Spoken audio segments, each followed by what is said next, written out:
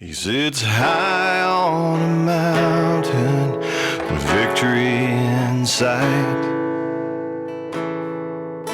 He hasn't quite made it, but he'll stay here tonight. He was a poet. He brought such a spirituality to everything. Everything had a mission and a purpose. He was just so full of life and character. And he had this amazing positive outlook on life and this amazing positive spirit that you couldn't help but be inspired by the guy, literally. The words of Teddy Burkhart live on, currently being recorded in song.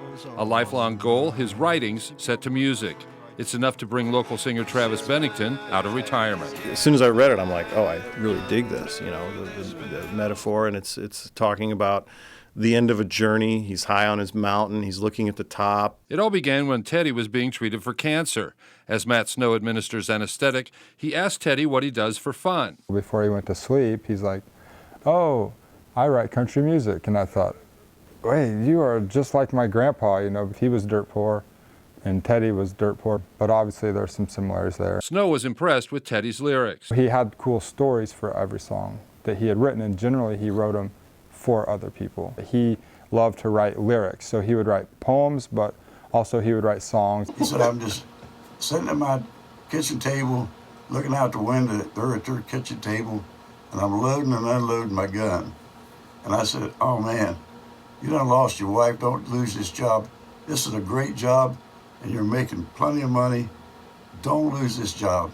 You can find another woman. And I wrote that, is that the price I paid for loving you? So he hooked up with Rainbow Recording Studio and set up a GoFundMe page, raising enough money to record 6 of Teddy's songs. But I can promise you that I'll hold on to you. I rushed to get him all the songs I could because I knew he was not going to live much longer. I ended up writing his lyrics into 5 of the 6 songs he sent. Teddy heard some rough cuts before he passed. He was crying, and I think his wife cried. I was there when he heard it for the first time, and it was definitely an interesting experience to have him hear his life's dream kind of come true. Teddy's granddaughter, Courtney Harkleroad, sits in on the recording sessions this week. In his last days, it was very helpful for him to have this project. I could actually see him in there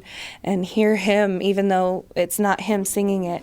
I could hear his voice. Teddy himself also approved. I just want to let you know you're doing a fantastic job, and I'm just so appreciative. At first he was like, I wanted to make it all the way through, and I was like, no, you did make it, Teddy. You made it. Here it is. This is it. This is what you, it's here. You did it. You know, you made it. It's definitely a great experience to hear it, to be here today and see it in action and becoming a professional piece of work as opposed to sitting at home singing karaoke with him.